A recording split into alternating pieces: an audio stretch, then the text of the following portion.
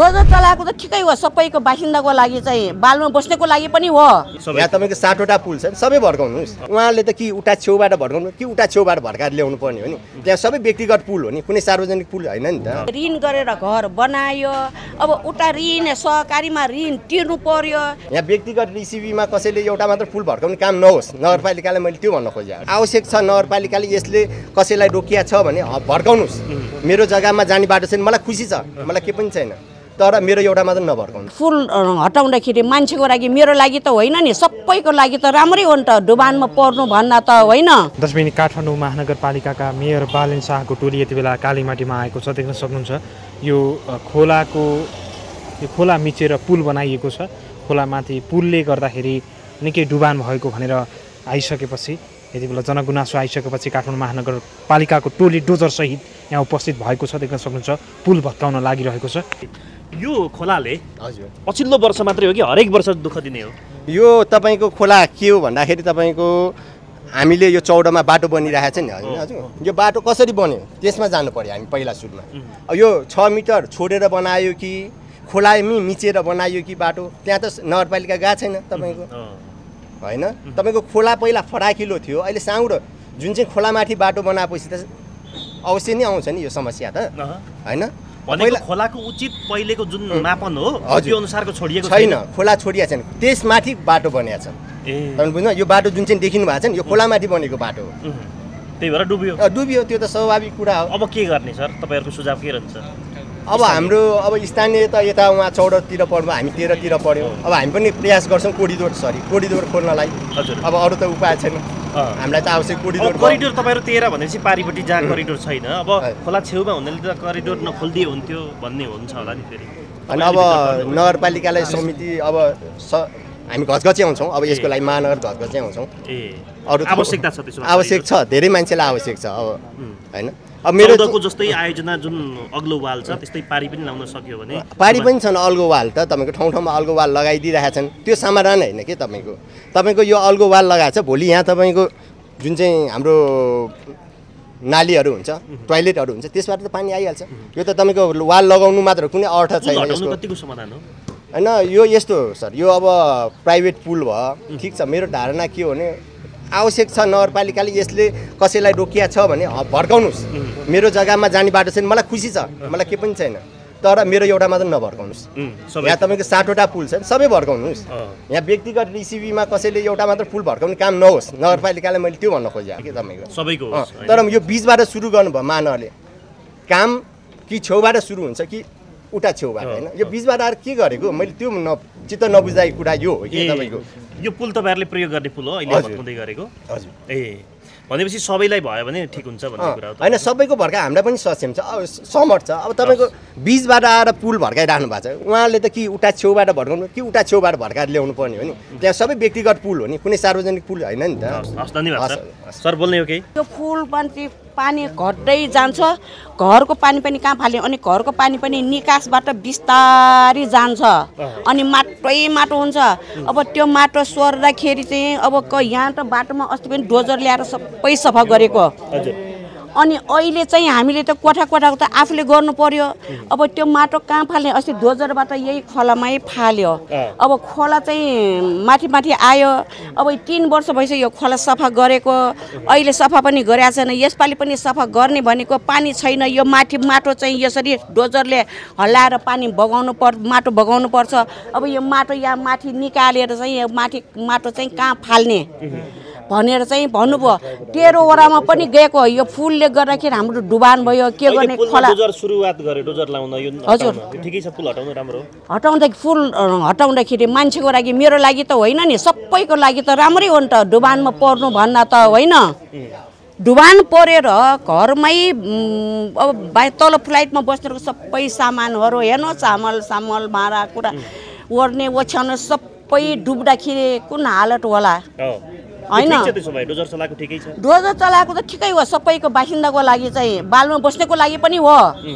तर हामी त माथि बस्छौँ बालमा बसेको बिजोग भयो नि त अब अस्ति आउँदाखेरि मै कहाँ तल फ्लाइटमा सबै गयो अहिले महेशले बोलाउन आउँदाखेरि मान्छे आउँछ भने बोलाउन आउँदाखेरि म त रङ लगाइरहेको एकजना मान्छेलाई रङ लगाएको अनि 12 बजे आउनुपर्छ भने त्यहाँ रङ लगाएको छोडेर दौडेर आएको कोठा खाली भएर अस्ति आज भर्यो बोटी पनि झ्याप्प गयो मिसिन लाएर पानी फाल्न पनि मिलेन मङ्गालमा एकजना लिँदै गर्यो मैले त्यो गेटमा फाल्दै गरेँ गर्दा जिउ दुखेको त कुरै नभन्नुहोस् हात दुखेको कुरै नभन्नुहोस् त्यो बहालमा बस्नेहरू सरे त्यसो भए आज पानी फाले उनीहरू पनि ग्वाली गरिदियो भोलिपल्ट चाहिँ बिहान चाहिँ मलाई बोलाएर दिदी म माथि आउन लागेको तपाईँ आएको ठिकै भयो म त सर्न लाइछु भन्यो अब म चाहिँ किन भनेदेखि अब जानेलाई म नजाऊ भन्दिनँ नजानेलाई चाहिँ जाऊ भन्दिनँ तपाईँहरूको इच्छा भनिदियो हामी त जान्छु भनेर बेलुका चाहिँ 2 टेप गरेर डुबानले गर्दाखेरि ल हेर्नुहोस् अब रङ लगाइछु अब आश हुन्छ नि होइन अब हामी जागिर छैन त्यही बालबाट खानुपर्छ कर तिर्नुपर्छ अझ नगरपालिकामा गएर कोठा बाह्र कति बालमा राखेको छ भन्छ नगरपालिकालाई दिउँ कि यता दिउँ कि ऋण गरेर घर बनायो अब उता ऋण सहकारीमा ऋण तिर्नु पर्यो त्यहाँ नतिरिकन मैले त यहाँ कति 20 वर्ष एकैचोटि गएर कर तिरेको अनि कर किन नतिर्ने तपाईँले भने तपाईँले मेरो त्यहाँ घर लिलाम गर्ने त्यहाँ तिर्न जानु कि यता तिर्ने मैले त्यही भएर यहाँ रोकेर उता नि तिरेको अहिले मैले 20 वर्षको यहाँ नगरपालिका तिर्नको अहिले वर्षमा 2 वर्षमा गरेर तिर्नु हस् धन्यवाद नमस्ते नाम छ मेरो अच्युत सापकोटा 14 नम्बर वडा सदस्य कृष्ण यो पुल हटाइसकेपछि चाहिँ डुबान हुँदैन यहाँ अब रिसेन्टली भन्नुपर्दाखेरि आजभन्दा दुई हप्ता अगाडि पनि यो रातिको 2 बजे कि 1-1.5 बजे आएको पानीले पनि त्यहाँ माथि ब्लकेट भएर छिरेको देखियो अनि त्यसपछि चाहिँ हामीले यो कारणले नै हुनपर्छ यो कारणले नै होला भन्ने हामीले अनुमान गऱ्यौँ र यहाँ पब्लिकहरूलाई पनि सोधेर त्यही कारणले नै हामीले यो पुल हटाउँदाखेरि राम्रो होला जस्तो देखियो कतिवटा पुल हटाउँदै हुनुहुन्छ अब रिसेन्टली मेरो हिसाबले यो 4-5 वटा कतिवटा छ 4 वटा जति पर्छ कि जस्तो लाग्छ त्यसपछि डुबान ओभरफ्लो हुँदैन भन्ने छ कि अथवा खोलालाई अझै गहिराउने योजनाहरू के छ सर अब गहिराउने भन्दा पनि अहिले हामीले रिसेन्टली हामीले केही समय अगाडि खोला सफा पनि गराएका छौँ र सतर्क रहनलाई र 14 नम्बर वडाको बाट हामीले वडा कार्यालयबाट पनि यो डुबानको लागि हामीले चाहिने सामानहरू खरिद गरेर प्रहरीहरूमा पनि हामीले अस्ति रिसेन्टली बुझाइसकेका छौँ अब तयारी हालतमा हामी यो डुबानको लागि तयारी अवस्थामा पनि हामी पुगेका छौँ यो वाल लगाउने काम हामी देखिरहेका छौँ कस्तो खालको योजना हो यो चाहिँ यो हाम्रो 14 नम्बर वडा कार्यालयकै मातहतमा निर्माण भएको वाल हो अब यो वाल लगाउँदाखेरि चाहिँ अलि बाढी नपस्ला कि बाढीले धेरै बिगार नगर्ला कि भन्ने कहाँसम्म लाग्दै हुनुहुन्छ वाल अब यसपालि डुबान समाधान हुन्छ त्यसो भए डुबान नहोला भन्ने हामीले चाहिँ सोचेका छौँ अब हेरौँ के हुन्छ प्रकृतिको कुरा हामीले त्यो त भन्न सक्दैनौँ अब वाल लगाउनेमा चाहिँ धेरै त छैन 51 घनमिटरको कति मात्र परेको छ अब हेर्छौँ के हुन्छ यो वाल समाधान जुन योजना सम्पन्न भएपछि यस वर्ष डुबान समाधानको लागि अरू के गर्दै हुन्छ यहाँहरूले अब पहिला यो वाल लगाएर हेरौँ यसपालि डुबान कतिको हुन्छ त्यो सबै हेरौँ मिलेसम्म अनि अर्को योजनामा पारेर वालले गर्दा यो बच्छ डुबान भनेदेखि अब वालतिर पनि लाग्नु पर्ला थ्याङ्क यू धन्यवाद यो खासमा यो पुलहरू धेरै पुलहरू पनि यहाँ देखिए यो पुल बनाएको चाहिँ कसले उनीहरूले नै बनायो कि ओडाले बनाएको होइन यसमा डेफिनेटली ओडाले बनाएको कुनै पनि पुल होइन यो 14 नम्बर वडा कार्यालयसँग कुनै हामीले पर्मिसन पनि दिएको छैन र वडा कार्यालय बनाए पनि होइन उहाँहरूले आफैले निजी बनाउनु भएको नाम शुभ नाम सर